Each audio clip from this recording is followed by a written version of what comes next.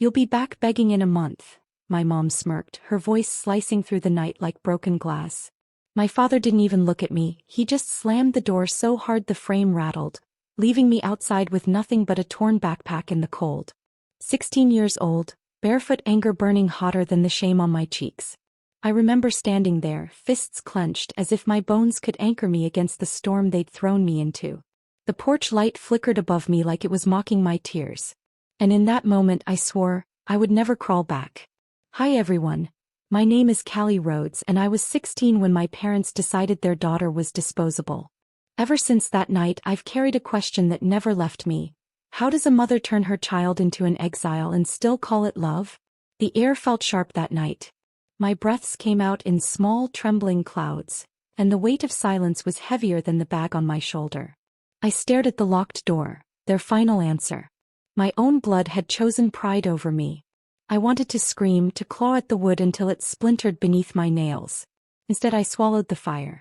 The world outside was wide, dark and cruel, but it was mine now. I walked off that porch and into the shadows, every step echoing a vow. I will rise.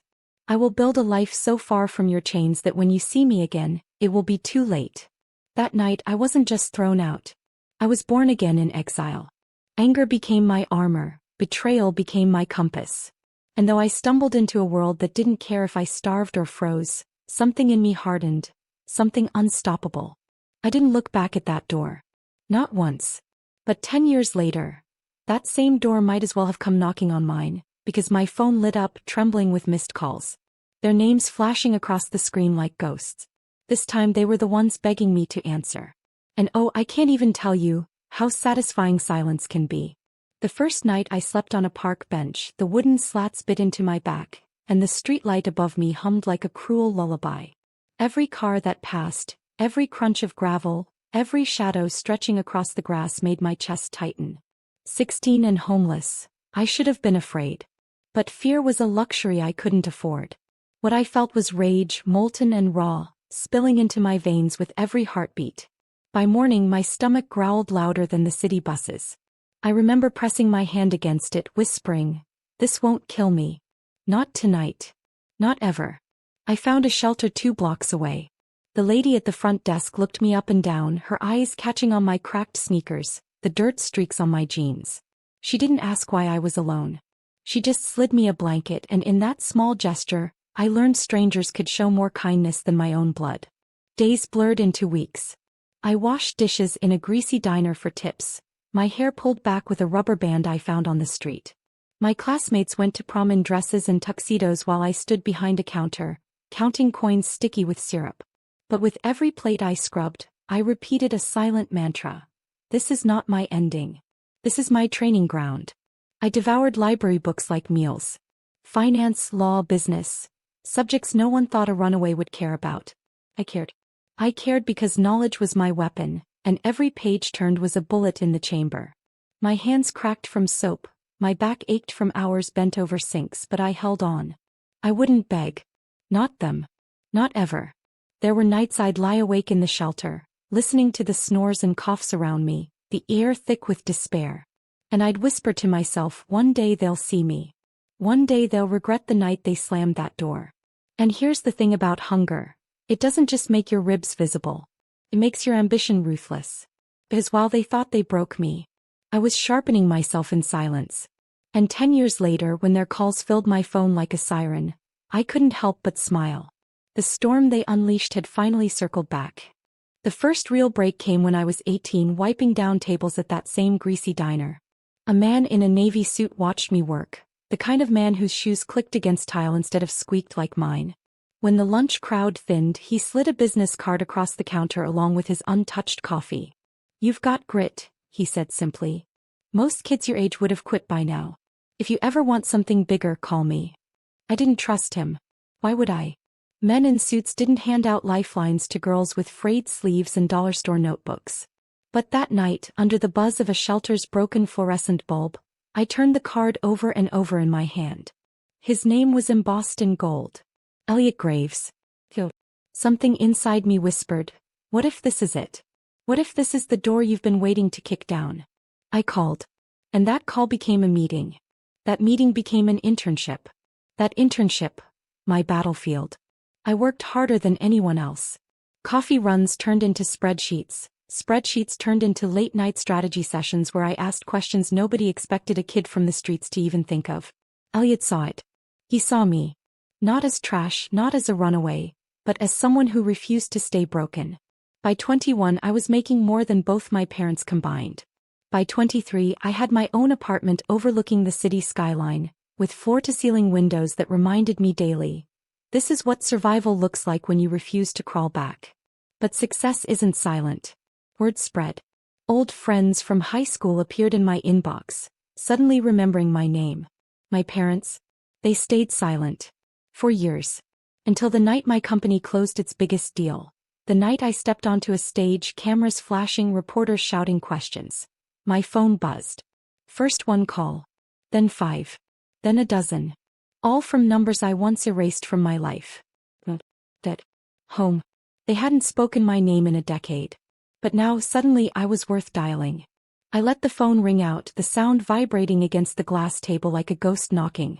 And in that silence I realized something bone deep. I wasn't the lost child anymore. I was the storm outside their door now. The calls didn't stop. They multiplied. Morning, noon, midnight.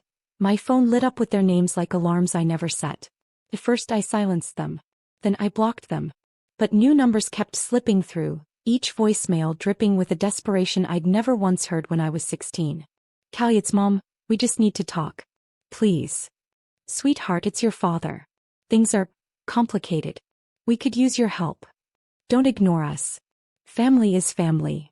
Family is family. The same family that tossed me onto the street like spoiled leftovers. My jaw tightened every time I replayed that line. One night I let a voicemail play all the way through. Mom's voice cracked halfway, not from anger this time but from something else. Fear. We're in trouble. Your father, he lost the house. We don't know where to go. You've done so well, sweetheart. You could save us. Save them. The irony burned hotter than whiskey down my throat. When I was 16, barefoot and starving, they didn't save me. They shut the door. Now they wanted me to open mine. I stood by my window, city lights sprawling below like a universe I had carved for myself. And for a moment I almost felt that old pull, the child in me whispering, they're your parents. Blood is blood. But then I remembered the night air biting my skin, the sound of that slamming door, my mom's smirk telling me I'd be back begging. And suddenly I wasn't 16 anymore. I was the woman who had bled her way to freedom. The next morning I walked into my office, the glass walls gleaming, my assistant handing me a fresh schedule. My empire, built from scraps they discarded. My silence, the answer they deserved. But silence only fuels desperation. And when people who thrive on control lose it, they don't stop calling. They show up. And that's exactly what happened next. I'll never forget that morning. My assistant buzzed into my office, her voice low, uneasy. Callie, there are 2 people here. They say they're your parents. For a second my chest caved inward. 10 years of silence, broken not by a call this time, but by their shadows standing just beyond my glass doors. I turned slowly, heels clicking against polished marble, and there they were. Older. Smaller. My father's once broad shoulders hunched, his tie loose like it had given up fighting. My mother's eyes darted nervously around the office, her smirk nowhere to be found. Instead she clutched her handbag like a life raft. Callie, she whispered as if my name might still belong to her. I let the silence stretch until it hurt. My staff pretended not to stare, but their reflection in the glass caught everything. 2 broken people begging at the gates of the daughter they'd discarded. Finally I stepped closer, my voice calm. Too calm. You're standing in my office. 10 years ago you threw me out of yours. What changed? My father cleared his throat, but the authority he once wielded had drained out of him. We lost the house. The bank. He paused, swallowing. We thought maybe you could help us. Just until we get back on our feet. Back on their feet. The same feet that had kicked me out onto a sidewalk with nowhere to go. My lips curved into the faintest smile, sharp, controlled. I motioned for my assistant. Get security, I said evenly. My mother's face paled, her hand reaching out like I might still be 16 and desperate for her touch. Wait, she blurted. We're family. Blood, Callie. We made mistakes, but you don't turn your back on blood. Her words hung in the air like poison. And I remembered every night I'd cried alone, every shift I'd worked until my fingers blistered, every moment I whispered to myself that I would rise without them. Now here they were, begging not for me but for what I had built. And for the first time in my life I realized something. Blood is not thicker than betrayal. Security didn't even need to touch them. The look in my eyes was enough. My parents stumbled backward as if the office walls themselves had grown teeth. But they didn't leave. They lingered in the lobby for hours, shadows pressed against glass, hoping I'd change my mind. That night when I finally walked out, they were waiting by my car. My father's voice cracked first. "Callie, please. We've lost everything. The house, the cars, even your mother's jewelry. We're drowning." My mother's hands shook as she lit a cigarette, her eyes hollow. The same woman who once sneered at my weakness now wore her own like a second skin. She exhaled smoke and whispered, "We have nowhere else to go. You don't understand what it's like to be abandoned." That word, abandoned, made me laugh out loud. The sound startled even me. "Don't I?" I asked. "You invented abandonment. You wrote it on my skin when you slammed that door." Their desperation spilled out like a broken dam. Credit cards maxed. Foreclosure papers served. Friends disappearing the second the money dried up. My father, once a man of iron, now confessed to begging old colleagues for jobs he couldn't land. My mother, her pride gone, admitted she hadn't eaten in days. "You're all we have left," she whispered, voice trembling. "Please, Callie, just a little help. You've done so well. We're proud of you." Proud. That word sliced sharper than any insult. Proud of what? The empire I built while they erased me? The strength I forged from the wreckage of their cruelty? I looked at them, two ghosts of the tyrants who had exiled me, and felt nothing. Not hate. Not love. Just a cold clarity. "You taught me that home isn't where you're born," I said quietly. "It's what you build with your own hands. And I built mine without you."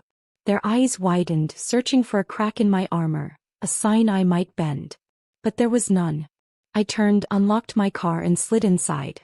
The glass separated us like a wall of time.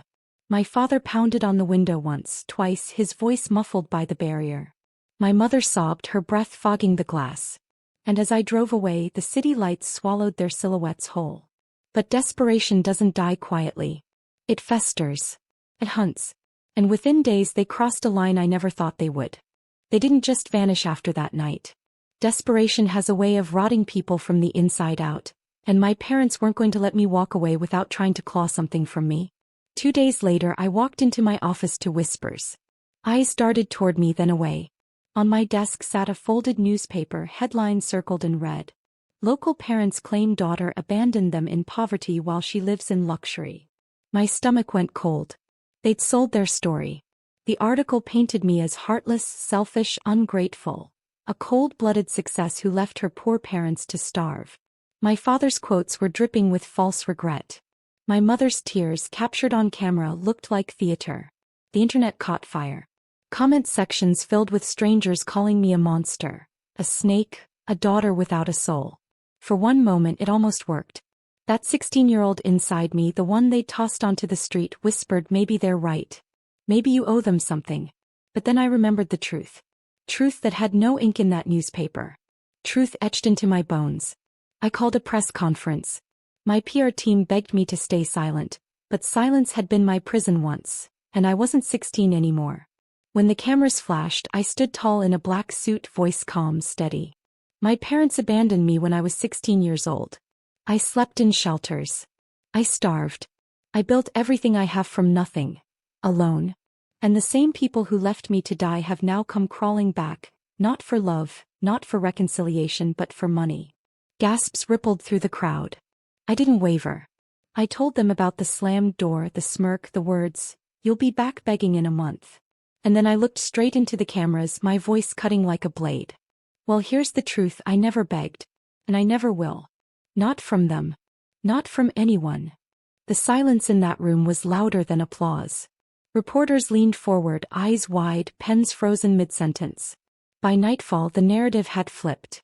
Sympathy poured in, strangers sending letters of support, messages from people who'd been disowned, abandoned, betrayed by their own blood. My parents had tried to paint me as the villain, but they had handed me the perfect stage to expose them. And just like that, their reputations, once polished, untouchable, crumbled into dust. Friends turned their backs. Creditors circled like vultures. They weren't just losing me. They were losing everything. And yet, their story wasn't finished. Not until I gave it the ending they earned. They stopped calling after the press conference. Not because they'd found peace, but because shame had finally done what I never could. Silenced them. For weeks I heard nothing. Their voices vanished from my phone, their faces disappeared from lobbies, their poison drained from my days. Until one evening an envelope slipped under my door. No return address. Inside, a single letter, shaky handwriting, ink blotched with what might have been tears. We lost everything. We can't pay rent. Nobody answers our calls anymore. We don't know where to go. Please, if you have any heart left, buy back the house for us. The irony was almost too cruel. The same house where my childhood ended, the same walls that echoed with a slammed door and my mother's smirk, now reduced to a plea for rescue. I folded the letter once, then twice, and set it aside.